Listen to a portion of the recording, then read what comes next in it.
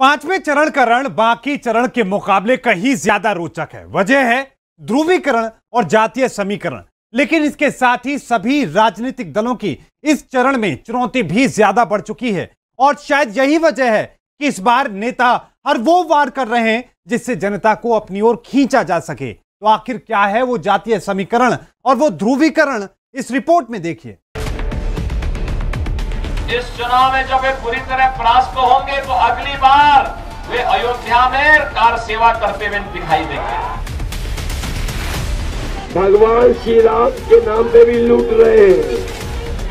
बताओ 15 मिनट में क्या कमाई कर रहे हैं। पांचवें चरण के 12 जिलों की 61 सीटों पर मतदाता तैयार हैं, लेकिन ये वो चरण है जहां सिर्फ मुद्दे ही हावी नहीं रहते बल्कि ध्रुवीकरण और जातीय समीकरण भी मायने रखता है।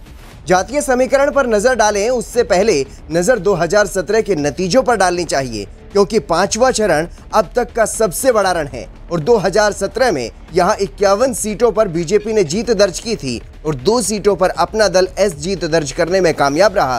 तो वहीं सपा के खाते में महज 5 सीटें गई थी। कांग्रेस ने 1 सीट पर जीत दर्ज की थी, 2 सीटों पर निर्दलीय उम्मीदवार जीते थे और बसपा के हाथ 12 जिलों में कुछ भी नहीं आया था।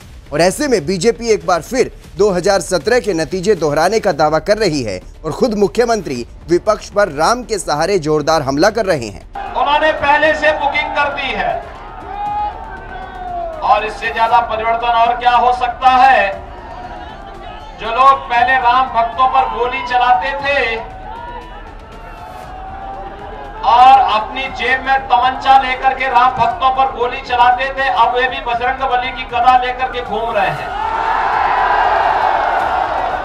और भाइयों बहनों, आप देखना इस चुनाव में जब वे पूरी तरह परास्त होंगे तो अगली बार वे अयोध्या में कार सेवा करते हुए दिखाई देंगे। योगी आदित्यनाथ के ये वार यूं ही इतने तीखे नहीं हो रहे हैं। इसके पीछे की वजह है पांचवें चरण की सीटें, जिसमें अयोध्या भी है।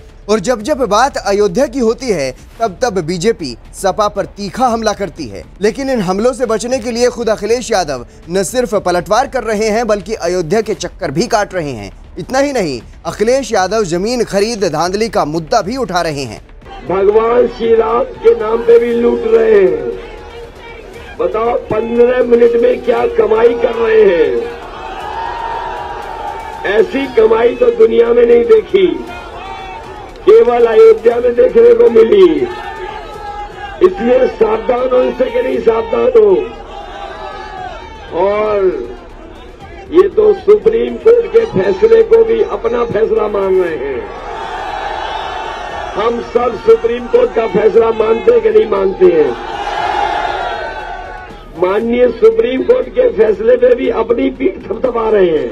अयोध्या की वजह से सियासी पंडितों का दावा है कि पांचवें चरण में ध्रुवीकरण की कोशिश भी खूब हो रही है। लेकिन चुनौती अकेले सपा और बीजेपी के लिए नहीं है, चुनौती कांग्रेस के लिए भी है, क्योंकि 2019 के लोकसभा के नतीजों के बाद राहुल गांधी को जो झटका लगा, उसके बाद गांधी परिवार को अपना गढ़ बचाना साख का सवाल बना हुआ है। बीएचईएल बेच रहे हैं, एचएल बेच रहे हैं, तेल की कंपनियां बेच रहे हैं, एयर इंडिया बेच दिया, मगर अपने भाषणों में ये क्यों नहीं कहते कि मैंने 2014 में वायदा किया था, मैंने इतने युवाओं को रोजगार दिलवाया और आने वाले समय में मैं और रोजगार देने जा रहा हूं। क्यों नहीं कहते?